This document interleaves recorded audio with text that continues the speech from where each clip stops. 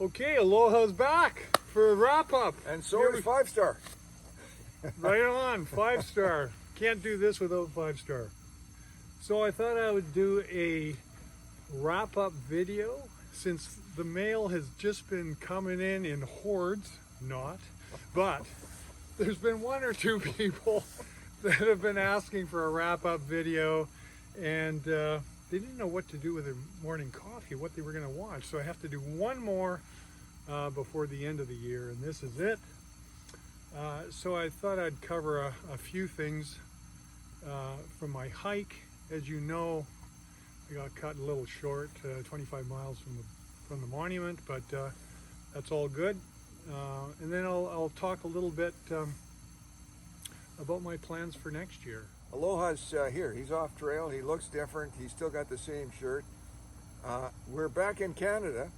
We're in the wilds of Vancouver Island, where Aloha lives. We're sitting on the farm with the fire going. It's pretty cold outside. It's probably about 0. It's freezing, and the trail is now in the rearview mirror, but there's more to learn, and so we're going to find out about that now. I'm not a hiker, but I was there. But he's a wannabe hiker. I'm a wannabe hiker. He's a 5-star hiker. 5-star. So anyway, we're going to find out more about that now. Right on. The first thing I was going to cover would be what worked and what didn't work on my hike, and what I'd do a little bit differently. I mean, the first thing that comes to mind is the tent, of course, didn't work. The zippers, after a while, kind of gave way, and I had to buy another tent that I wasn't that happy with. But oh, by the way, for you American viewers, Sleeman's Honey Brown is the nectar of the gods. So if you ever come up to Canada, this is the one to buy. Okay. One of the many. Yeah. So yeah, the tent didn't work. Love my Big Agnes. Zippers are the shits. It gave way, and talking to a lot of people with Big Agnes tents, it didn't do very well as far as the zippers goes. But other than that, loved that tent, although it was a little bit on the heavy side. There was things that I would eliminate that didn't work. One was the umbrella. Some people use their umbrella. I use it a total of 3 times, so that kind of went out. My socks, the waterproof socks, didn't really get a lot of use of them because it wasn't that wet of a year, and the river crossings weren't bad, so they didn't really make a difference. Most of my gear worked. Although a lot of it was on the heavier side, I didn't have a lot of extra gear, but what I did have was on the heavier end of things. So as far as resupply goes, I sent about 8-9 boxes to myself along the trail. Since I'm from Canada, I didn't mail any from Canada. I'll tell you where I mailed my boxes to. That was in Warner Springs, which is a must because all they have is a gas station there. So I'd send one in Warner Springs. I sent one to Cajon Pass. It's not necessary. They do have a store there that you could get a 2-day supply to get you to Wrightwood, and that would be good enough. Acton, KOA is right on the trail, so if you send a box there, that's probably the way to go. Kennedy Meadows South, they have two outfitters there. I wouldn't bother sending a box unless you're sending your microspikes and ice axe. But as far as resupply goes, you can resupply nicely right there in Kennedy Meadows South. Masama Village, you can send a box, but you can resupply out of the store they have there. Shelter Cove, the same. But I would send a box to Timberline for a 2-day supply into Cascade Locks, and like I said, White Pass, and then definitely Stahika, because they have nothing there but the bakery, which you've got to hit. I hit it twice, and also they've got a small grocery store, but they don't have a lot there. So that would be my recommendations for Resupply. Anything else you got on that 5-star? Well, I'm thinking that your viewers probably don't even recognize you. Oh! Other than the Aloha shirt. I mean, you're missing Aloha about 5 lives. And pounds look of at hair. this. My my shirt still lives on. Well, Okay, this could be barely. the last time. Yeah, it's hanging on by the threads, but this could be the last time you see this. It'll be in part of my shrine. But your viewers haven't seen your face either No. since you stepped off onto the trail there from Mexico at the very start of your exactly. hike. Yeah, This right is on. what the guy looks like the rest of the time. Yeah, I've got a bit of A stubble, little but disappointing, but yeah, I couldn't get that mop off my face fast enough. It was driving me nuts. So you guys have been asking me for tips for I'm gonna say the mature crowd, not the old crowd. We still got it. If you're out there hiking at our age, you still got it. So number one tip, and this is really important, don't go out fast. That is number one tip, and I took that tip to heart from all the pro hikers there that I watched video on and whatever, and it's so true. Saw so many people going out, 20 milers right off the get-go, and it doesn't hit you right. I mean, you're pumped up, you're meeting new people, it's pretty exciting, but you get 150 miles, 200 miles down the trail, and you start getting shin splints, your knees start acting up, blah, blah, blah, and before you know it, you're on a fairly heavy dose of ibuprofen or whatever, or seeing the local physiotherapist. So there is a physiotherapist that kind of follows the bubble from time to time, so she's pretty handy. And but you don't want to go there. So my advice would be start off slow. The miles will come as you get further down the trail. I didn't start doing regular 20s until 900 miles down the trail, and then they came fairly consistently, and then later on 20, 25s. I only hit 30 once, I believe. So number one tip. Number two tip, lighten the load. And this is something that I should have done prior to. I knew I was waffling, tents, between tents and sleeping bags. So I would say lighten the load, because when you're coming out of resupply towns, that's the heaviest pack you're going to have, and it's always straight uphill. Without a doubt, every time I was, came out of resupply, it was just straight up the hill. So instead of getting hung up on base weight, which is important, but the total weight. So you need to figure out total weight of what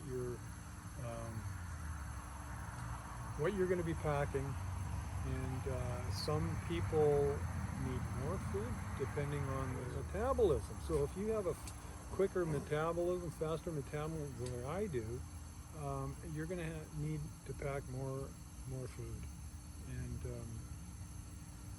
so you're going to have to account for that. So base weight isn't everything. So you need a pack that's going to be able to carry that load.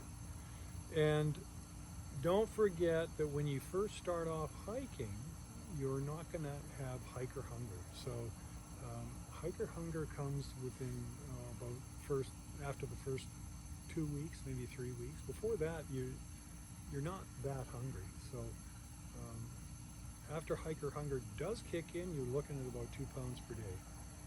And along with your water, which is 2.2 pounds per liter, it adds up.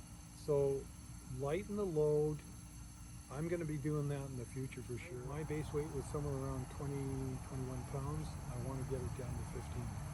So that's my goal for next year.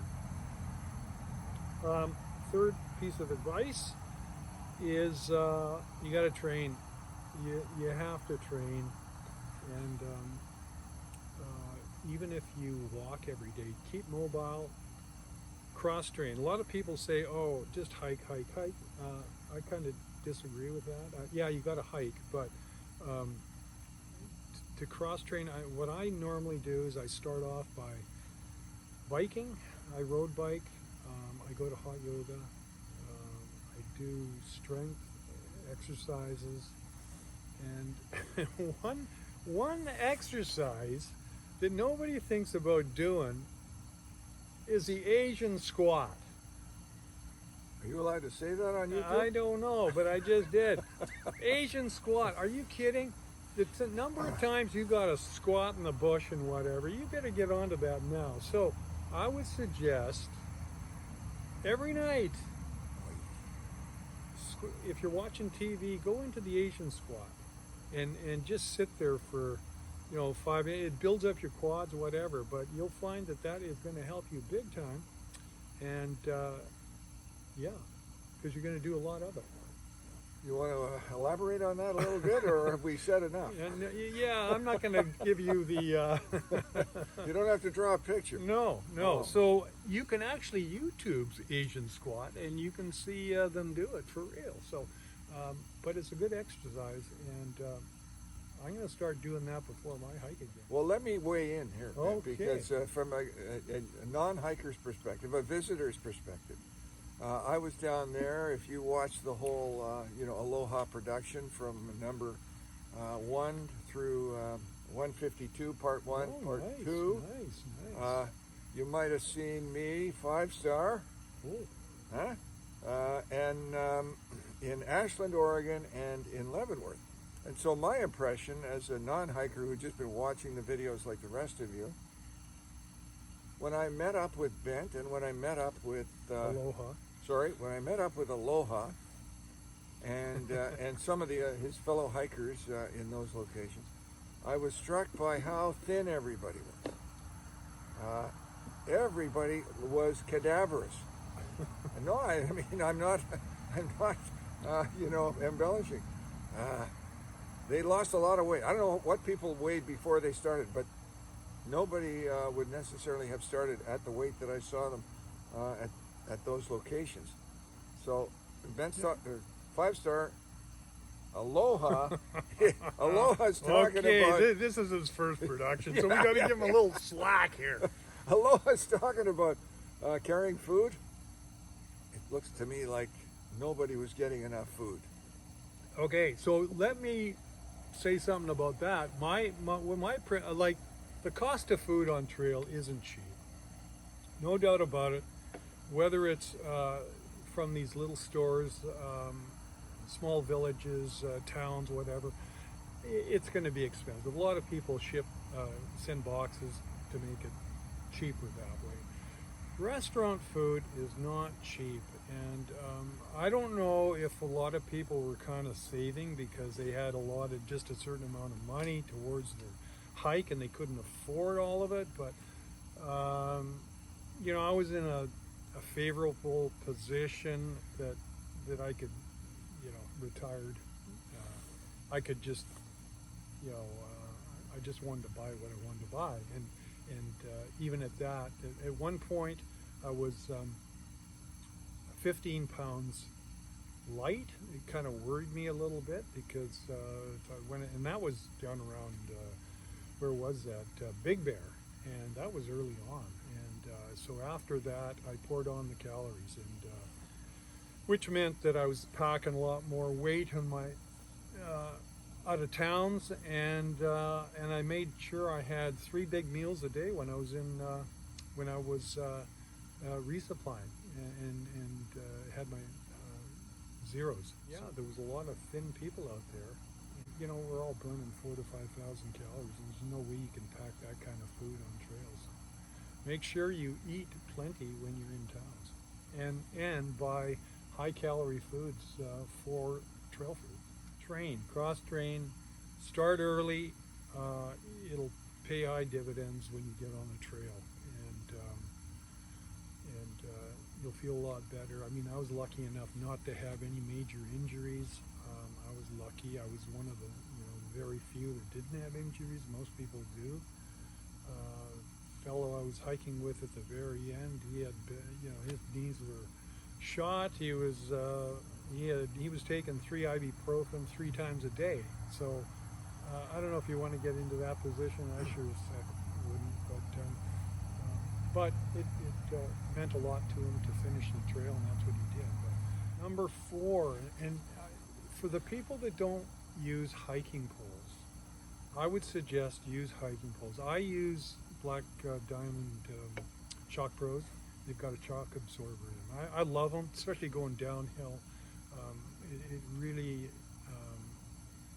it's really good on your joints, your elbows, shoulders. And also use hiking poles when you're going uphill. And for heaven's sakes, learn how to use hiking poles. There's a lot of people out there that I call tip tappers. And all they do is tip and tap their poles. They're not doing much. So my suggestion would be go on YouTube, look at Bigfoot. He's got a great video on how to use poles, hiking poles. And if you can use them like he uses them, you'll do great. Okay. Number 5, download the Far Out app. I'm sure a lot of you guys know about it. It used to be Guthook. It tells you everything about the trail, and also it's going to tell you where to go. So on the trail, which is important. It'll say where the water sources are, campsites, what all the towns have to offer. So if you need a laundromat or resupply, restaurants, it'll tell you all that sort of stuff.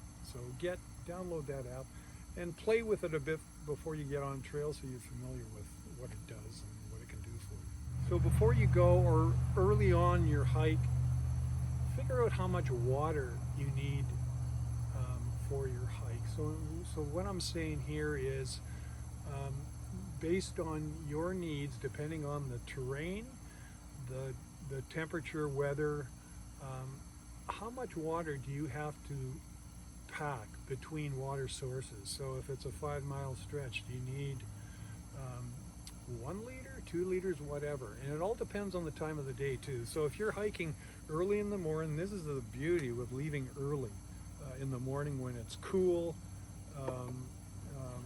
and you don't need as much water, and you can save on that, which means saving on weight, and that's all what it's about.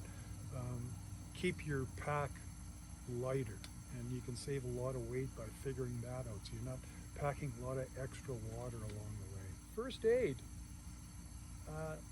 man, you don't need much for first aid. And don't forget, you're only 3 or 4 days between resupply. So if you need something real bad, you can pick it up in the next resupply. But what I would suggest is roll a Leukotape. Leukotape is good for blisters. If you need to patch something, it's water resistant. It's a great tape.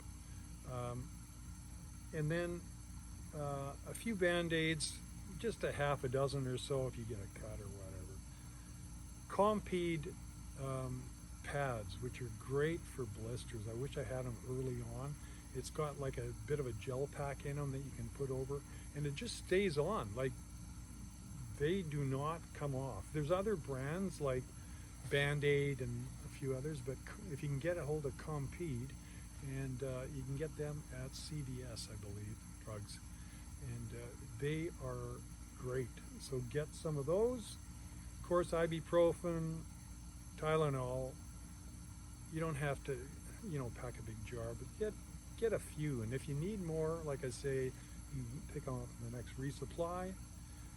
Here's an important one, and it's a cheap prescription Diamox. So it's the high elevation drug that you can take so you don't get high elevation sickness. Now, there was a gal a young gal this past year that died from this on Forster's Pass, and so I took 4 days worth just to get my body acclimatized, and it's like half a pill twice a day.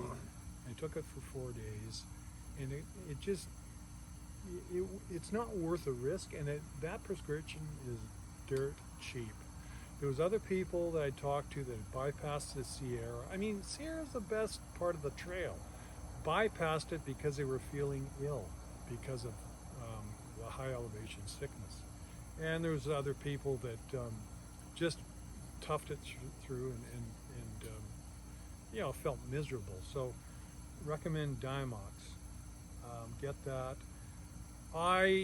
When I first started, I was paranoid about ticks, and I ended up getting a dose or two of antibiotics that I carried with me just in case I got hit by the tick. Other than that, that's all I would put together for a first aid kit. Okay, so yeah, I'm not a hiker. As you know, I was there a couple of times for a visit. In Aloha, I took a couple of double zeros, and it was a lot of fun for me. I just rode on my motorcycle to Ashland and to Leavenworth, and let me tell you, Kev, those were two important times of the trail. That the one was when we had the trail was closed because of fire just behind us, and the ash was, you know, woke up in Ashland, and it was just smoke galore. Ash was falling on the cars. I got a little depressed, and luckily old 5-star was there to boost my morale. And also in Leavenworth, which we had a blast. yeah, it was great for me too. It was a good excuse for me to get a motorcycle ride. But yeah, Ashland, they don't call it Ashland for nothing. It was falling from the sky there. It was really bad conditions, and I know that Aloha and his trail colleagues were concerned about their ability to even continue on the trail the next day after this weekend. It did happen, but it was horrible conditions. I had to wear a mask just to ride my motorcycle. There was so much crap in the air. Which reminds me, there was a fellow now on my channel, and he asked me if you had a YouTube channel and, you know, rattling off a bunch of motorcycle videos. Yes. Interesting. The answer is no. No. Okay. So no videos. no videos, no YouTube channel. No. Now the second part of that question, he said every time he put in 5-star, he had all these suggestions for rock bands. Now, have you got this silent rock band kind of thing going on that I don't know about? I guess I've been outed. Okay. You're not the lead singer? You thought Elvis was dead. No. Oh, God. Okay. Okay. Okay. Yeah, That was another no. We're not going to get picked up here by the networks. But so anyway, what you don't know about Aloha is that, you know, we have been friends for many years since we were playing high school basketball together. And in 1972. Oh, Christ, this is going way back. What's going on? Well, that's where you started. It's 1972. You said to me, I remember this. I'm going to hike, you said, from Mexico to Canada in 50 years. Oh, God, have you got a good memory. It's all true. It's all true. On the Pacific Crest Trail. They haven't invented it yet, but when they do, I'm going to hike it. Okay. And I said, good luck. Everyone, you know, in our circle followed the videos very closely and enjoyed them. And it's a pleasure to have been in a couple of the Aloha productions, and finally in this, you know, the Ultimate Edition. Ultimate. Nice. Ultimate. The last one. That means last one. Unless you're going to keep this going. Well, it depends on the response. They just might want us like a weekly. You know, this reminds me, this is dating ourselves, but... What do you mean, I haven't already done that? The Great White North Show with Bob and Doug McKenzie. Mm. Now, if you guys don't know who they are, you got to YouTube them. But, anyway. It's a Canadianism. Canadianism, and they always start off with, good day, eh? Yeah, we never say eh. No. So anyway, that's true. We played basketball in 1972 together, and it is 50 years later, and so... just so you know and put things into perspective, Aloha did the trail in 2022 at the age of 67. Whoa. No injuries. And for those of us who are also 67, Smoke and mirrors, smoke and mirrors. that sounds pretty good. We'd like to thank our sponsor, Sleeman Beer. Yeah, now Sleeman's, if you're out there, I could use a Yeah, year's supply of this baby. with all the viewers you got, I mean, they'll be paying big. I would say so. Anyway, oh, upcoming hikes. Yes, what about it? I should cover that. Yeah, you So- said you would. Okay, so here's the plan.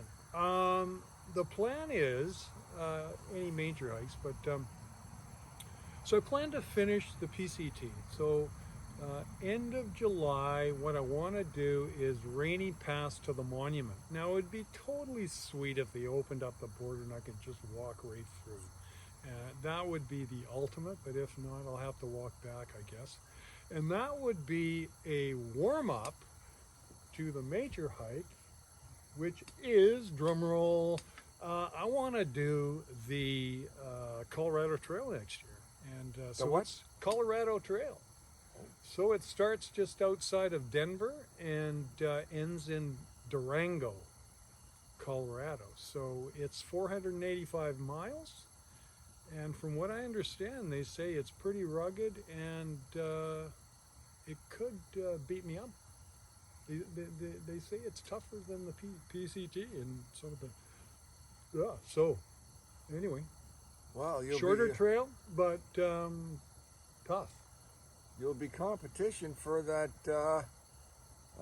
Netflix series Yellowstone, because Kevin Costner's out there doing some stuff out in that neck of the Whoa. woods. Yeah, right. What'd you say that thing was about the Asian squat? Oh, you're gonna do it behind the scenes? I thought okay. Turn the cameras. Yeah, the Asian squat. You got a time limit on how long you can span down in that. So you got to make the best of it. That's all I can say. You can read between the lines, but you got to be. You've already said too much. You can't dilly-dally. So, anyway. Did I ever tell you the time? Oh, yeah. Okay, I want to wrap this video up. So while 5 Star is practicing his Asian squat, I'll just say on behalf of him and myself, thanks for watching. We want to wish the PCT class of 2023 all the best next year on their hike. Hopefully the hike is all you want it to be. And most of all, stay safe out there. Maybe we'll catch a few of you on the trail next year. Until next time, happy hiking and aloha.